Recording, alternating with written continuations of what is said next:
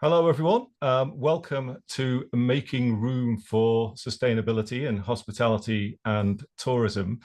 My name is Michael Groves, and I am the organizer and the convener of this session. And we've pulled together a crack team of sustainability and hospitality practitioners and specialists. And so I'm the founder of Resordinate, where our particular interest is in data on waste, particularly with large sort of complex organizations. But why are we focusing on hospitality and tourism? Well, I've taken some information from a report that came out this month, in fact, from the World Economic Forum, which is called Travel and Tourism at a Turning Point. And in 2023, the sector accounted for approximately 10% of global GDP and supported more than 330 million jobs worldwide. And global hotel demand in 2024 reached about 5 billion room nights, and hotel investment volume reached $57.3 billion. Now, during 2024, the sector's global spend exceeded $7 trillion. Now, the spend was obviously direct through transport and hospitality companies, but it also spread into local economies, which obviously includes agricultural producers, food service providers, retailers, and many other smaller businesses. But equally, the sector is a significant user of energy, water, materials, as well as impacting on biodiversity and community access to resources. So we think it's a really important sector, and obviously sustainability is a kind of key part of that. Because this is the data lab, of course, what we want to do is then have a focus around that within that broader topic on some of the sort of challenges and opportunities presented by sort of data and measurement. And before I start introducing the panel, there is a piece that was sort of written today or came out today by Alison Taylor, who's an associate professor at NYU Stern School of Business, and it's called Beyond Good and Bad: How to Measure Corporate Sustainability. And just really some headlines from that. Her view is that the sustainability profession's obsession with performance has hindered learning from practices that actually work. And the reality is that often the best sustainability practices are side by side with the worst ones. And instead of categorizing companies as good or bad, we can focus on progress over time and good faith efforts. But I'll let the experts kind of speak to their own experiences. So what we're going to do is each of our panel has got up to 5 minutes just to sort of tell their story and talk about some of their experiences. And while we're doing that, I'd encourage you to sort of feed into the chat function and or put questions into the Q&A function. Once we've been through all 4 of the panel, we'll then open it up to sort of discussion and questions. So there'll be plenty of opportunity for you to have your say. So by all means, tell us who you are and where you're from, because it'd be really interesting to see who's on the call. So to kick off with, I'm going to ask Amber Pledge to step up. Now, Amber is co-founder of Kabn, which is an award-winning regenerative hospitality brand offering luxury off-grid retreats in Scotland. And in 2024, Kabn was named Tourism and Leisure Startup of the Year in Scotland. Amber is admitted to practice law in both England, Wales, and California, and was recognized as Sustainability Entrepreneur of the Year in Scotland in 2024. So she's also a business ambassador for Scottish Autism. So Amber, over to you. Thank you so much, and thanks for everyone joining today. It's really cool to be able to talk about a topic that is not only close to my heart, but also increasingly part of the future of the hospitality industry. That introduction really summarized everything I was going to say for the first 2 minutes, so I'll skip on. But you're right, I'm co-founder of Kabn. Historically, I was a lawyer. I left the industry several years ago to pursue my dream of building a regenerative hospitality brand here in Scotland. We design and operate low-impact, design-led cabins in remote locations, and sustainability really is at the core of everything we do. So when we started the business, our focus was really on thinking about how can we do this in the most sustainable way. So that was all the way from using prefabricated construction off-site to reduce the impact we had on the land when we were building, through to the fact that our cabins are off-grid, to the products and amenities that we use within the cabins, and then all the way through to financial contributions we then make to charities and environmental organizations to make a further difference as well. An important part of our brand is all about transparency, and I think this is why we have like a huge amount of information on our website about the sustainability initiatives that we have and why it's important to us. However, I guess like many in the space, we quickly realized that it's, good intentions aren't enough, and that you need data to make decisions that are truly responsible and also to back them up. So there are many ways that we monitor different elements of our business from a sustainability perspective. One example is obviously our power usage. As I said, we have 15 solar panels that power our cabins. We actually rely entirely on solar for most of the year, but obviously in the winter months when there is less sunlight, we do have a generator that has to go on for about 30 minutes a day. We work out the amount of power consumed and we publish that information on our website. And then we also have an e-guide, which we allow our guests so they can actually see their power usage during their stay, which is quite cool. And I think, again, it's like an interesting element, but I think guests really do care about this, about sustainability generally, and also about the impact they are having. And it's nice to be able to share that data with them. In terms of verification, which is obviously also important, we are members of Green Tourism as well as 1% for the Planet to enable sort of third-party verification in what we do. Verification is really hard as a small business, not only because of the cost of actually being a member for these organizations, which is significant for a small business, but also just the plethora of different options out there and knowing who to certify with. I've seen some examples of where you can kind of pay an amount to be certified carbon neutral, they plant some trees on your behalf, but it all feels a little bit disingenuous from our perspective. We want to do things as much as we can ourselves. I will sum up then, I guess, that I don't want to take up all the time, but basically, we're a small startup, we're doing what we can to make a difference. There's always room for improvement, and I'm really looking forward to hearing what the rest of the panel are doing in this space. Thank you, Amber. That was a great opening, and yeah, really great. Also, keeping us on time as well, which is always a really good start. So thank you. I do like panelists that do that.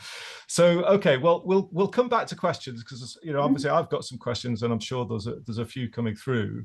So let's move on to Dr. Angelo Sciacca, and Angelo is a senior research fellow at the Institute for Sustainable Development and International Relations, and a visiting senior fellow at Edinburgh Napier University. So he currently leads on blue tourism, that's his particular specialism, but he also holds a PhD from Edinburgh Napier University, and that was focused on circular economy in small island contexts. So Angelo, over to you. Thank you very much, Michael. Thank you, and happy to be here to join the other panelists. I think it's a very timely discussion.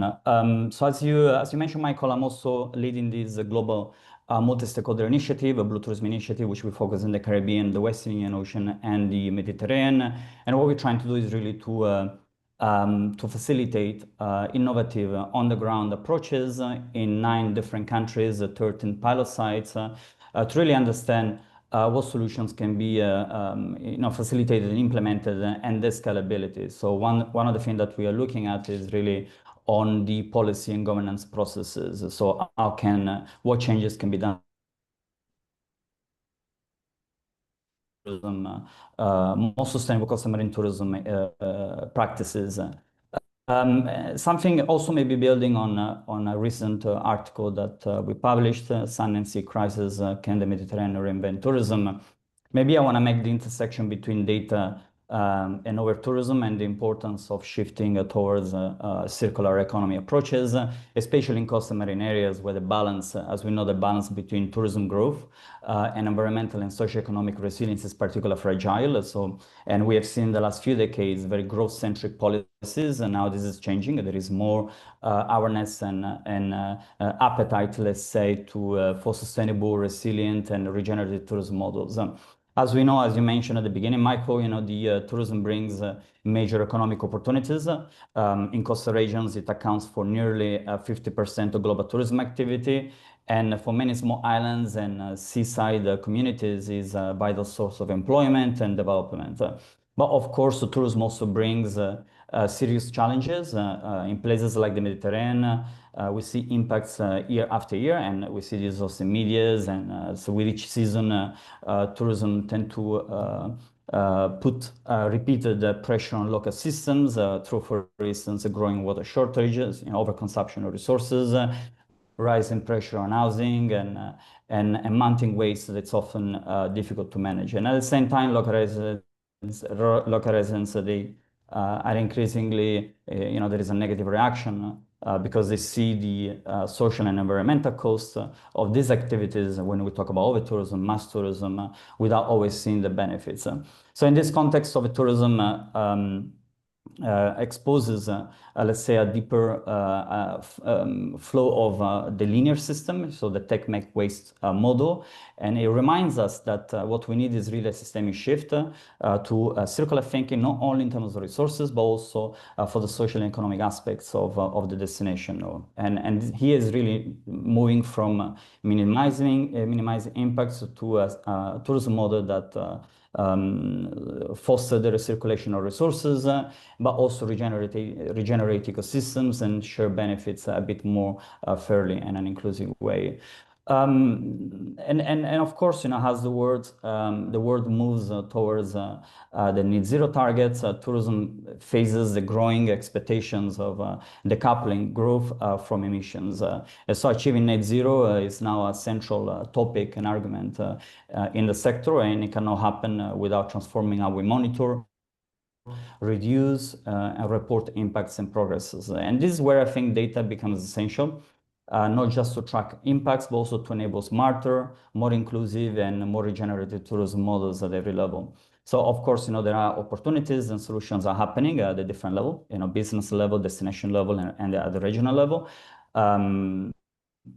For example, the business level data can really help tourism business to enterprises to become more efficient and sustainable. At the destination level, there is a lot of a big push towards creating circular systems. So circular areas, as we know, tourism is very systemic. So if we address circular practices in the tourism sector and the hospitality sector, this is likely to have a benefit across the destination and beyond, because it's interconnected with other sectors. At the regional level, data sharing becomes, I think, crucial. So it's an important argument, especially for small islands and coastal regions where resources, waste, and even visitors often cross borders. So when regions share information, one area's waste can become a resource for another destination. So enhancing the symbiotic relationship that we look for when we, in a circular system. Let's say, for example, turning used material from one port into resources for another. There are, of course, there is a huge potential there, and a lot of activity, a lot of practices and solutions, often fragmented. So I think we need to increasingly look for regional approaches. So despite all this potential, I think there are still important challenges that we need to address and we need to be aware of. Many tourism SMEs still lack of basic tools, fundings, and digital know-how to collect data and then act on it. And I think also building on previous studies I did in Southeast Asia, this digital divide is quite significant in many destinations, especially when we compare urban centers with more rural or remote areas. So even within the same country, some businesses are well equipped, while others are often left behind. And at the destination level, a major issue is also the fragmented, incomplete data. So without a full picture, of course, it becomes incredibly difficult to manage and act early, whether it's addressing signs of biodiversity loss or growing social tension in the community. And these gaps in data makes it harder to plan and in a way that's both sustainable and inclusive. And of course, at the regional level, there is the issue on coordination. So legal frameworks and reporting standards often differ from one place to the next. making it complicated to compare progress, share solutions, and manage tourism impacts across borders.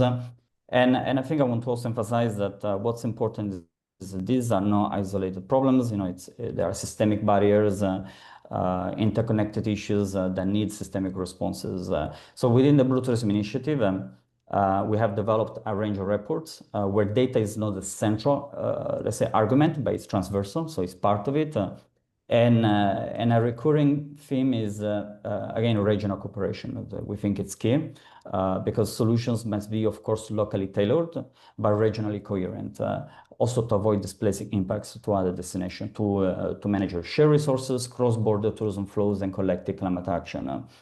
And maybe I can conclude to say that one example of this coordination, that's multi-stakeholder coordination, is the Ocean Tourism Pact, which was facilitated by IDRI and the Ocean Climate Platform and was signed at the Blue Economy and Finance Forum, a special event of the UN Ocean Conference last June.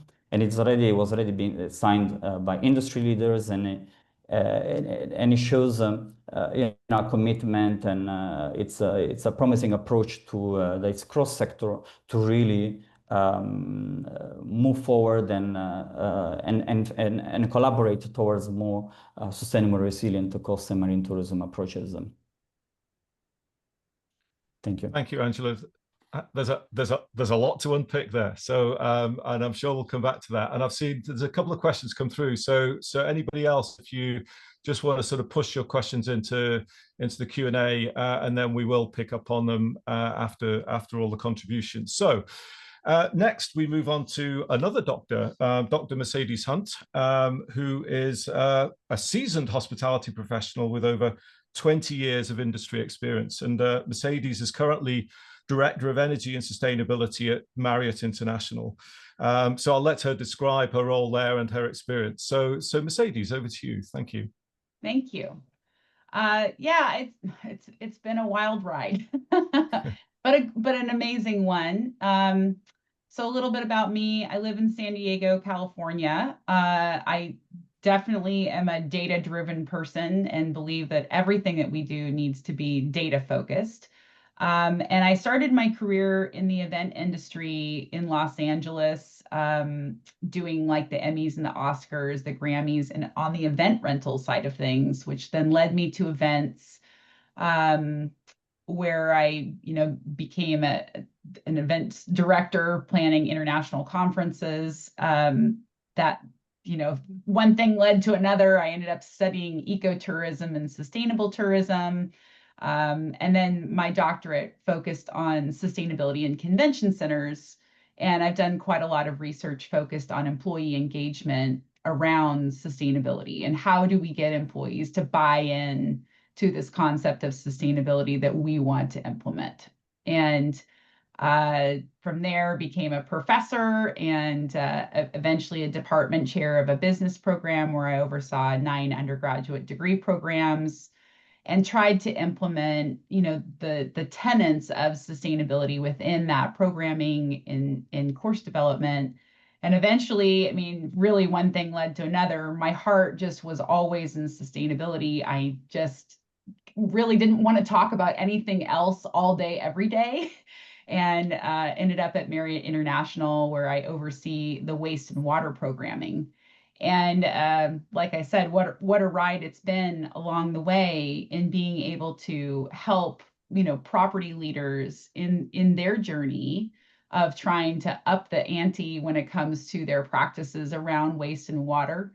But, also recognizing that for us to do that, for us to have programming, many times requires us to have the data to know where we even should be focusing our programming. So that's been a pretty wonderful aspect of the journey of just this piece. And I've been very fortunate over the last year to have worked with Mike here from Resordinate in doing some projects around data collection specific to CSRD, the Corporate Sustainability Reporting Directive from the EU, to be able to better understand our waste footprint, and not just about the waste itself, but where the waste is going, what the final fate of that waste is. And And I mean, things that we just never would have expected have come out of this data, you know, discoveries of properties internationally who are doing really incredible practices that we never would have known even in our regular data collection, because perhaps we didn't know to ask the right questions. And isn't that true to data, is that we do what we can to have really good quantitative and also qualitative data, but sometimes it takes asking the right questions to get the right answers. So that's been part of the journey as well. And you know, I think I'm continually driven by being able to see the positive change that we can, you know, engage with people and try to get people excited. I always say that I'm kind of grateful that I landed in waste, in part because I think that it's like the gateway drug to sustainability. I think it's the thing that people get really excited about, and then they begin to practice other practices in sustainability. And, you know, that can eventually lead them to get into more circular economy and advanced sustainability practices. But if we're talking about just the basics, you know, just remembering to turn the lights off and, you know, turning the water off when you're brushing your teeth and being aware of recycling is, I'll take what I can get. Because as you said, Mike, I think perhaps that quote was the perfect thing said, is that not everybody is at the same part in their journey. And not even within an organization, you know, here we have a massive organization, but we have, you know, around 9,500 properties, and each one of those properties are in different destinations with different infrastructure. And there are different capabilities around what sustainability is possible in those areas. So it's not a one size fits all method. And so we do what we can to provide resources so that we can, you know, just bring everybody up together. That's the goal, is continual improvement. Thank you, Mercedes. That was a really clear and an honest summary there. I really like that. And yes, waste being the gateway drug, that's a really good one to throw in there. So thank you very much, and we'll absolutely come back to some of the points you raised there. So so let's move on to our final panelist. It's Robert McKinnon. And Rob has he's 20 years really in a kind of wide range of tourism and hospitality roles, many of them with a focus on social enterprise and sustainability. But I'll let him sort of talk to his history. So Rob, over to you. Thank you, Michael. I think the temptation as you go last in these things is to say that my previous panelists have covered everything. So but they probably have, actually. They've done a great job. And I thought maybe the way to kick it off was to give you a list of things that I hope happen as we go forwards, because this can be a bit of a daunting challenge, and maybe things I would like to see. I think in a couple of things that have already come up, really, I guess. I have, in terms of me, I have been around sustainability for about 20 years. I was a sort of strategy consultant, got into sustainability. I ran an organic food business. I went down and ran a sustainable resort in the opened a sustainable resort in the Caribbean. I worked for a major hotel group dealing with some sustainability issues, not the one that Mercedes works for, but the other one. And maybe we could share stories sometimes. And then I came home, and my family's from the Outer Hebrides, and I ran a destination very focused on sort of natural landscape and also cultural heritage and the sustainability issues there. So different things for different lenses. So things that I've noticed over time, not really a sort of blueprint, but things I've noticed. The first is things have moved on a huge amount. I think Mercedes covered it really well. Like the operations there has been a huge shift in operations over the past 30 years in a hotel room in terms of, you know, utilities, recycling, waste management, all that kind of stuff. Is just been transformative, material selection and those things. I think there's still a bit of Wild West behavior, and I think Amber touched on that, you know, you can still buy a sort of green badge from various organizations. And I think the first thing, it would be great if we had standardization of data, you know, and some kind of thing, and less of this subjectivity. I still see press releases going out with, hey, you know, we buy local food where we can. And you're like, yeah, and when you can't. There's one sign I go past every day at the coffee shop, which is a coffee shop that I use. It's a big one. And it says 99% of our coffee is bought ethically. And I'm like, yeah, what about the other 1%? Is that like, is that unethical? It just makes me think. I'm sure it's fine, but it just makes me think. That's where I am. So really, let's just get some standardization of data and really objectivity rather than subjectivity. I think it would be good. I'd like to see a move into consumer behavior and away from corporate behavior. I think consumers sometimes are denying a bit of responsibility here, turning the air conditioning off on those things. And there's been a little bit about sort of frequent flyer points or like loyalty points being used to encourage good behavior.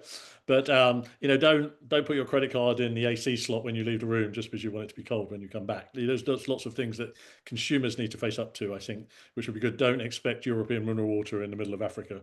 There's perfectly good ways of delivering that at much lower footprints. Thirdly, and this may be one for Mercedes, it would be nice to see one of the majors bring out a sustainable brand. You can more or less throw a napkin over most of the brands here, I think, in terms of the major brands, in terms of hospitality. There are some real startups, and Amber is a great example of that, who are really trying to do the right thing. But this is a big driver for about 20% of the consumers. And there must be an opportunity there to sort of take a Whole Foods position or really move the debate forward in one of these brands. And most of the hotel groups have got 20 or even more than 32, I think, in case of Marriott brands. It's really nice to see a champion brand come out where consumers could make some decisions on those things. Fourth one for me, which is a bit, I guess, linked to consumers, is just breaking the link between travel and luxury. People are going for the experience, and then somehow they get swept up by an industry trying to upsell them into luxury, be that on a cruise or on the plane or in the hotel. So you sort of go business class and travel in luxury. And then you get sort of upsold, whereas really the heart of this is something new and a new experience in a different country. And I just did Google it, but a 2-star hotel room is 8 kilos per night and a 5-star hotel room is 17 kilos a night.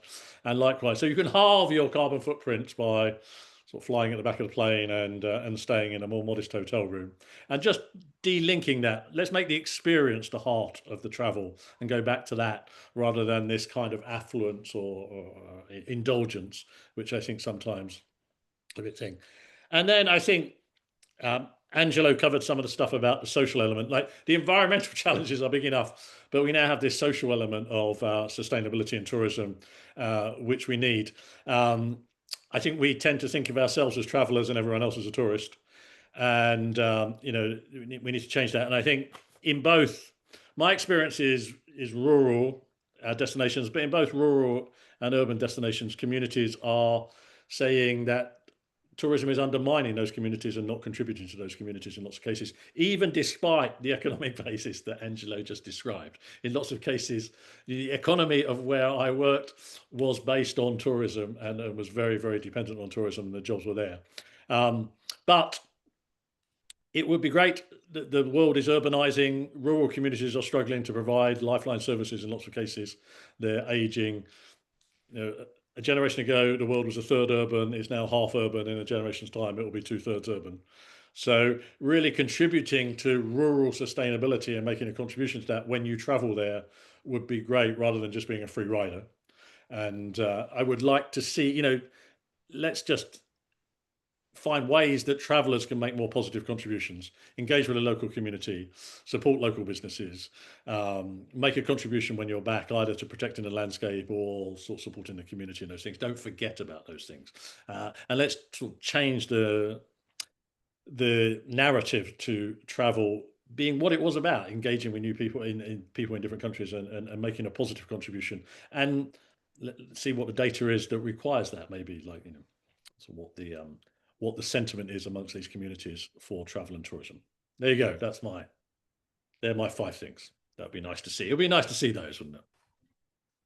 That will be very nice. Thank you very much, Robert. That was a really excellent summary there. And thank you for referencing some of the other points that have been raised. So questions have come through, but I guess I'm going to pick up on one, and then we'll sort of move through. And then obviously feel free to sort of jump in at any point, any of the panel. So, and it's kind of like, maybe it's not an elephant in the room, but it's like the big question about, is there a limit to the growth that we are seeing in travel, tourism, sort of hospitality. Given that obviously, as you've touched on there, some of those, if you like, social as well as the environmental impacts, and maybe those limits are actually not just a single limit, but maybe it's done on a sort of geographical basis because of certain pressures around infrastructure, certain pressures around sort of communities. I don't know, but I'd be interested just to get the sort of panel's sort of general views on that. Can we continue? Can we continue with tourism and hospitality as a sort of economic good without sort of damaging the sort of the social fabric and the environmental environment as well? So I guess I'll just open with that kind of broader question, and then we'll kind of move from there. Anybody want to take that? Angelo, you're particularly around the Mediterranean. Yeah, thank you, Michael. Yes, I can take this question. Well, it's a very good question, actually. I think it really depends on if we if we think about resilience, yeah. So what makes a tourism destination resilient? So as this grows, of course, people will continue to travel, and as I say at the beginning, it creates major opportunities for for destinations through employment or and also social exchanges and so on. So I think it really depends on diversification. A destination that's fully based, a community economy that's fully based on tourism, it will hardly be resilient. We had some learning from the COVID-19 pandemic, so we need to have some sort of diversification there. Regulations and instruments and frameworks. So we need to understand, okay, yes, it continues to grow, but where and how and what are the limits? So this goes also back to issues on carrying capacity, right? It's not only environmental, it's also social and economic carrying capacity. So, and again, I think it's also a matter of coherent approach in a region. So if we take the Mediterranean, but it can also be the Caribbean or the West Indian Ocean or the Southeast Asia, we need to have some shared coherent approaches in regulating or perhaps also incentivizing more sustainable forms of tourism. So to answer the question, do you think tourism growth at the current rate is sustainable in the long term? It really depends on what frameworks are in place. I think circular economy, circularity, it really can bring to life. If we look at the practicality of the circular economy, it can bring to life regenerative resilience. It can bring to life these exchanges, because it's not only about material flow, right? So it's about creating reinforcing social structures, for example, on small island destinations, yeah, because through circularity, through these exchanges, they can also enforce the social structure that could better respond to, I don't know, to shocks or events that may happen in the future as a community. So yeah, it really depends on what type of frameworks and regulations and models are there. Yeah. Thank you, Angelo. Yeah, I'll come back to the circular economy piece because obviously I'm personally quite interested in that. But anybody else wants to just pick up on that in terms of their own experience? Yeah, just in terms of where I think we see the future of kind of hospitality, I think there is much more demand nowadays for smaller scale, lower impact developments and hospitality places to go and stay rather than large resorts, which obviously has been popular historically. And I think one thing that Robert said is about disconnecting travel from luxury and staying more modestly. And I think what we're trying to show, at least at Kabn, is how actually you can have a luxury experience which is sustainable, as sustainable as any hospitality experience can be. It doesn't have to be one or the other. And I think luxury for new generations is changing. It's not all about excess and consumption and having more. It's actually about experience, connection to place, community, giving back. I think the whole concept of luxury is changing quite dramatically. At least that's what we see. So I would kind of disagree with that point. Okay, so thank you, Amber. That's really, really interesting. And I mean, Mercedes, from your perspective, as you see it from if you like, a large, significant player What would be your sort of take on this? I mean, tourism is growing. There's no question about it. And as access to airplanes increases around the world, more people are traveling. Surprise. And that's only going to grow. So we already know this. This is already the truth of the matter. But how we do it is, I think, the crux of it for me in my mind. And I think that Angelo brought up a lot of points. Part of it is regulatory, part of it is the approach of looking at carrying capacity. And I've seen many destinations throughout the years who take different approaches. Some who just allow tourism to be the dictator of what is acceptable in a community. But then there are consequences with that, right? The consequences can sometimes be that the tourists are not respectful of the community, say mean things to locals, or party and disrupt native natural environments. There are other communities that I've gone to go visit and had amazing experiences where they've done a tremendous amount of research around carrying capacity, where they limit the amount of tourists that can go visit at any given time. And they set the parameters of what is acceptable for tourism. I think that there are many different approaches, but at the end of the day, it's up to each and every destination to create what works for us. And if you don't create those parameters, then tourists are just going to run wild, because you can't, unless you tell them what is acceptable, they're just going to do whatever they're going to do. And it's unfortunate, because there's so many case studies that I've seen of tourists, in Thailand, for instance, that have just not been respectful of native environments or the local people.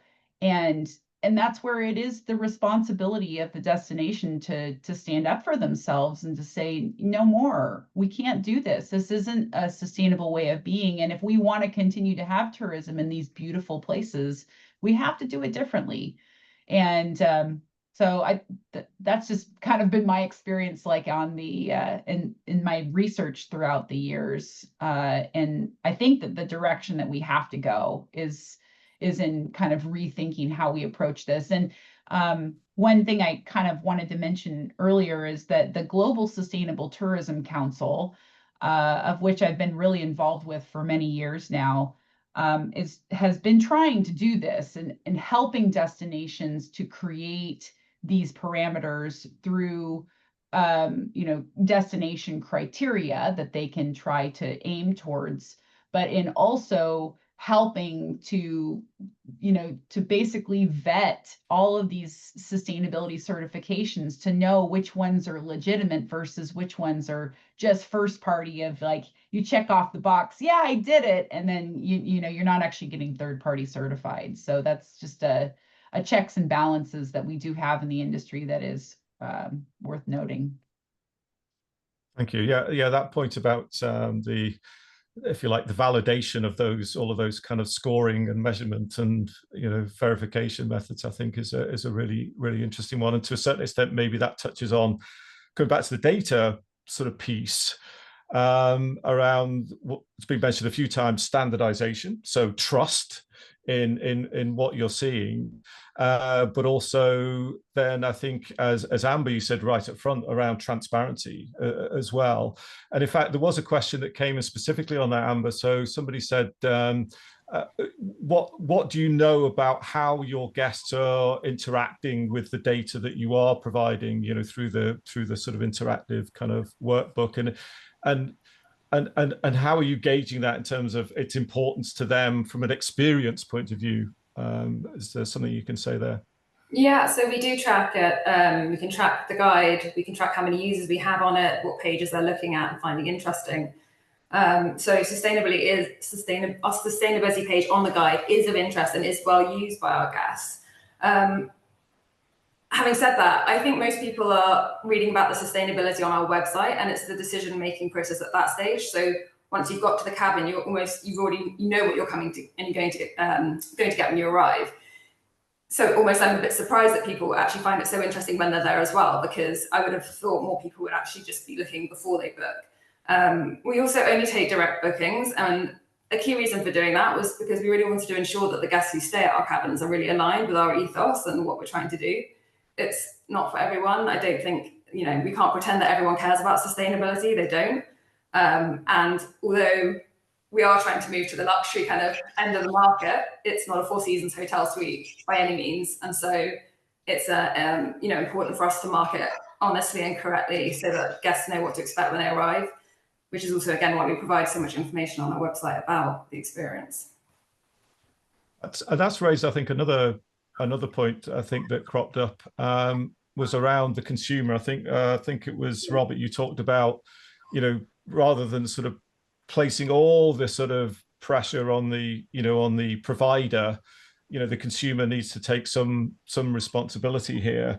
Although it's an interesting one around the sort of consumer and if you like, the concept of the so-called green consumer, which obviously has been around for a while. And I'm just wondering whether how that plays across, the whole sector, if you like, thinking of mass tourism, where I think obviously, Amber, you said there that not everybody really engages with sustainability, whereas, so there's a spectrum of interest and behavior there. So are we really just appealing to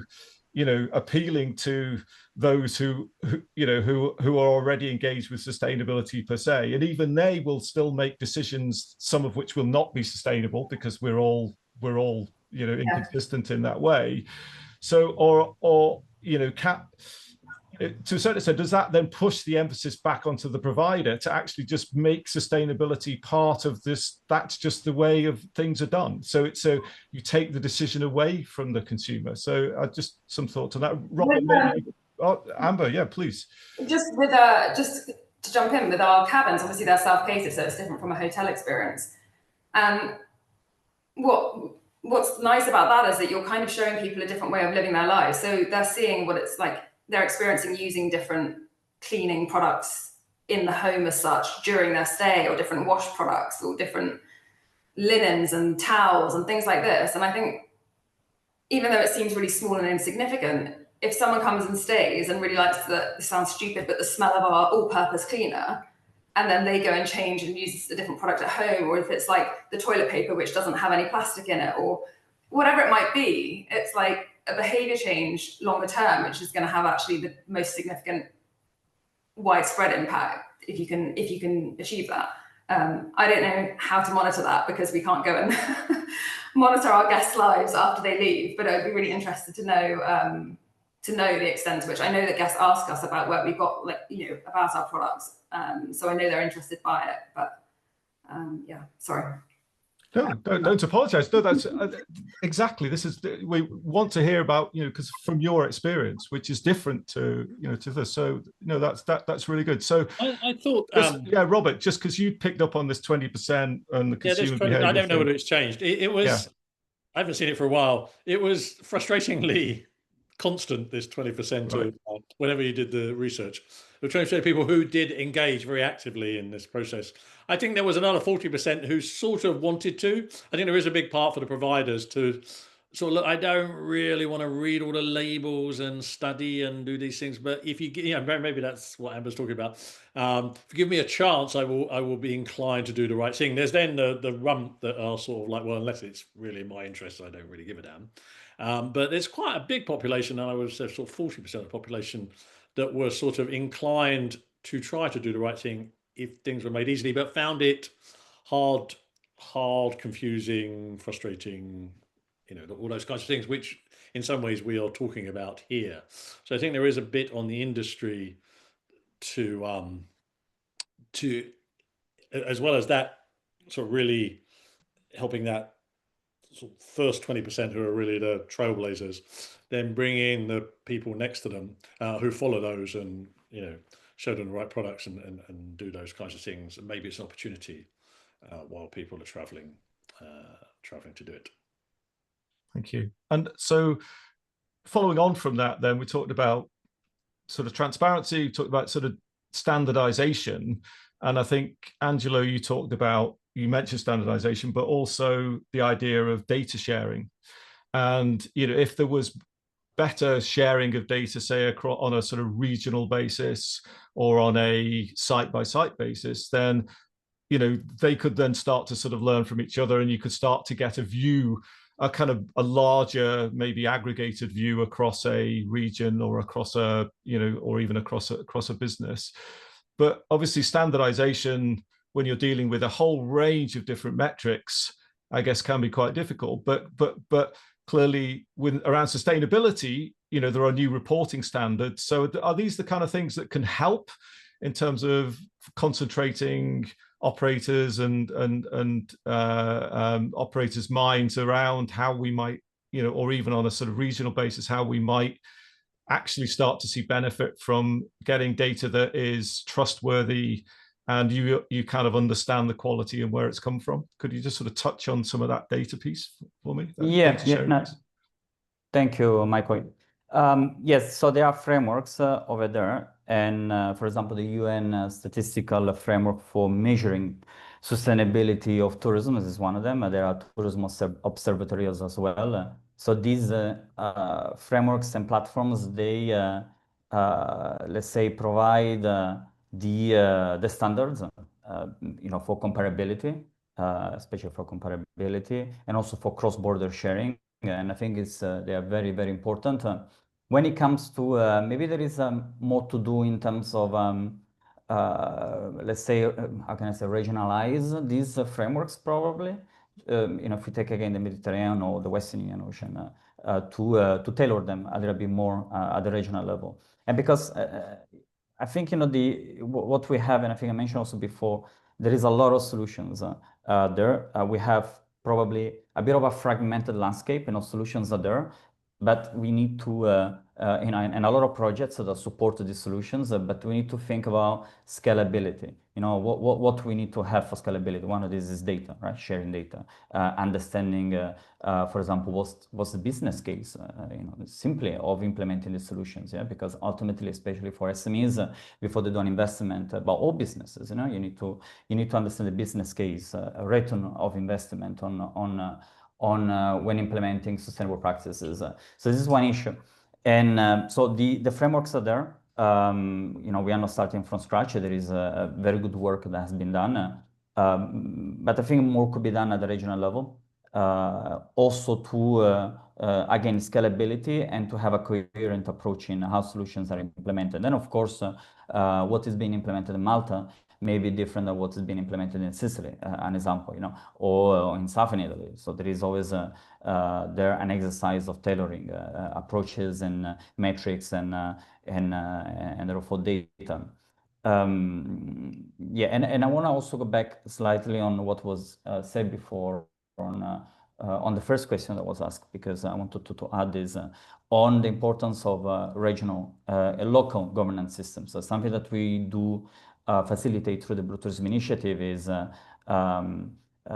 facilitating clusters and let's say ecotourism forums that really to bring together the different stakeholders, because even for the private sector to operate more sustainably, you need to have a certain infrastructure in place. So it's not only the responsibility of the private sector, but also having the infrastructure at the destination level. We need to understand the community priorities and what are the priorities for the communities, what challenges are they facing, what opportunities they see, civil society and other organizations. And so something that we are really doing through the Blue Tourism Initiative is to facilitate this governance mechanism at the local level. And as I said before, also the global level through the Ocean Tourism Pact that was launched in June. Thank you. I think, again, interesting that you've touched on that sort of idea of, if you like, the local and then the access to infrastructure. And I think it's just want to have a look a little bit at circular economy now. And I know the circular economy is not about waste, but clearly waste, has been kind of mentioned a few times, and there are a few questions have kind of come in around that. So, because certainly from what we see is one of the challenges with waste on a sort of local basis is what infrastructure is available to able to do something meaningful with all that material. So that's one thing. I don't know whether Maybe that's something maybe Mercedes you could sort of touch on in terms of specifically some of that kind of work that you're doing around waste. And then maybe Angelo, you could pick up on some of the circular economy, what some of those sort of regenerative sort of things that you might have seen, good practice that you might have seen as well. So I don't know, Mercedes, if you've anything to say there. I mean, is there something, because you're so involved in our waste program, Mike, just, is there something specific that you want me to speak about with waste? Well, again, I'm thinking specifically on the small islands piece. I mean, some of that, where you've got a hotel on a small island, and this plays into what Angelo's kind of work, is some of the challenges there about, being able to handle that material or sort of process or do something with that material, within that sort of geographic area, because there isn't the infrastructure available to do something with that. So then that has to be moved in order for something meaningful to happen to it. So I think there is a, there's a sort of general, sort of question here about, if we want to try and do good things on a, if you like, on a global basis, and that goes back to what you were saying earlier on, Mercedes, you have to accept that the, if you like, the people, the infrastructure, the if you like, the community and social fabric is going to be very, very different. The policies are different, etc. So there's an element of a global kind of, there might be a global ambition, but you need to sort of address these issues on a sort of local kind of smaller basis. And, and that plays into the sort of thing that Amber's doing it, on that sort of, kind of smaller scale basis. So I guess there's that tension between the big picture and then, the practicalities on the ground. I don't know whether anybody wants to sort of pick up on that.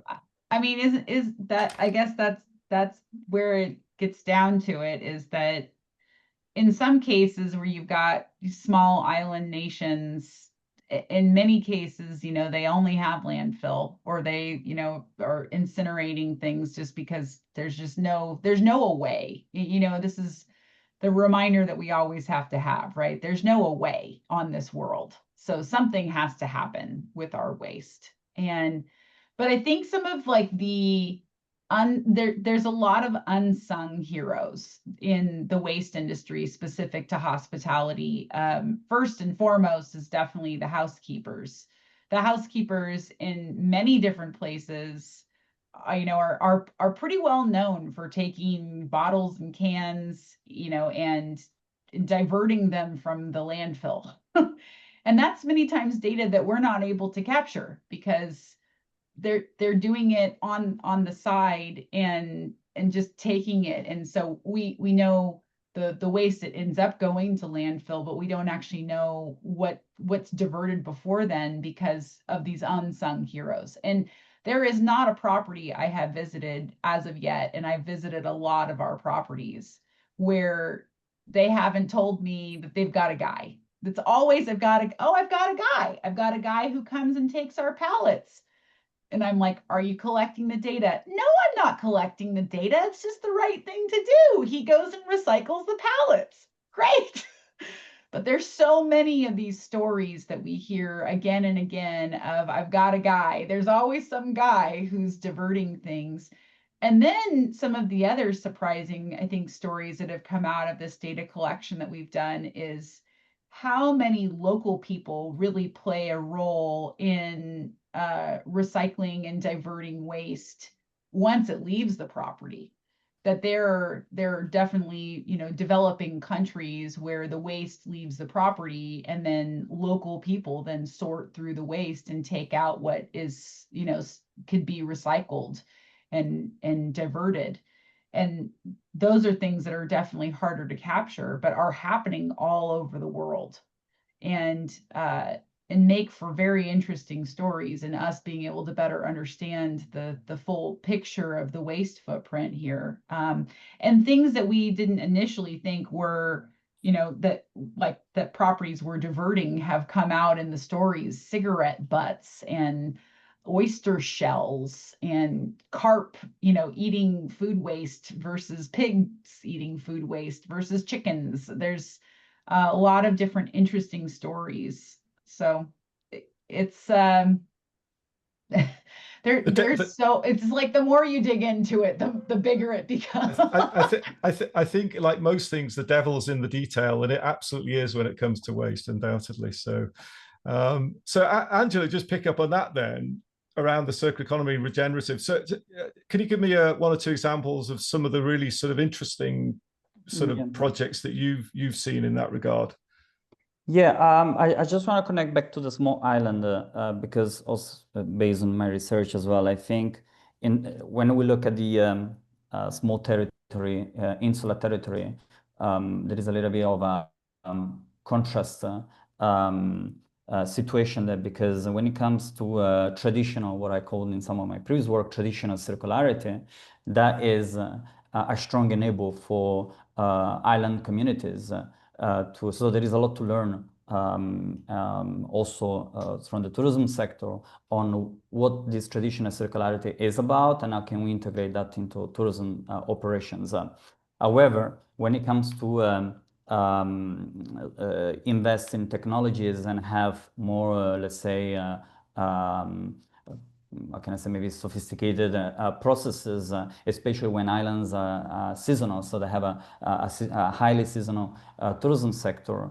The question is, okay, if we invest in technologies, let's say to process a type of material, to create a market for a second, to I don't know, to upcycling, because of the fact that there is a high seasonality, you may have a very low reliability on the flow of these resources. So there is a market barrier there. So there is a little bit of a paradox on island destinations, because they have a strong social structure. There is a lot of traditional circularity, because some of these territories, also in Scotland, right? So they had to do this because of historical, I don't know, sense of remoteness, or because maybe sometimes weather doesn't allow transport of goods. And again, going back to COVID-19, if we take the Orkney Islands, for example, that had an impact on flow of products and or fresh products as well during that time. So there is a lot to learn from traditional circularity, and as well as on the type of innovation that can be and should be implemented. So circular economy, it's highly contextual in this case. So we have the big framework, and then okay, how does it apply on these particular territories? Again, a lot of solutions are based on, for example, recirculating food surpluses to, I don't know, even to food banks or to other processing facilities. There is a lot of things happening, but I think when it comes to island territories, it's really tailored to the context, and often is a very low-tech form of circularity, which is probably the best approach for them. So I was going to pick up, Robert, you ran Tourism Hebrides, I think, for a while. Is there something you can add on that? Yeah, I've been in two islands, one in the Caribbean and one in Hebrides. So both small islands, and I recognize a lot of what Angelo says. I would say there was lots of enthusiasm. Like, they're quite activist populations. They want to do the right thing. There are lots of these quite sometimes unconventional relationships which find solutions in these ways that, perhaps more traditional capitalism doesn't really understand. And there's lots of ways there. I think it's quite hard for them. I think that there could be real benefit to giving those people a little bit more support and actually giving them their space to sort of try out these things and some of the ideas that are there. I think there's lots of enthusiasm and energy in those spaces. My experience is smaller communities tend to be a bit more sustainable in terms of effort. The individuals are closer to the land. They see the effects of those things, and they want to do the right thing. And if we could enable them, they would do it. I would say it's quite hard for destinations. I like it when destinations sort of stand up and try and show a different route, but it can be quite hard with the industry as it's structured at the moment to do that. I would particularly pick cruise as an example of that. If you want to do that, then you could easily see yourself being left off itineraries and things like that. So I think more support for destinations in general, maybe particularly rural destinations, to try and challenge some of those things could actually be a good get really good payback, actually, because there are solutions out there.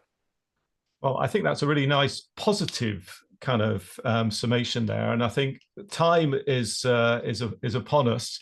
So so I think we need to wrap it up there.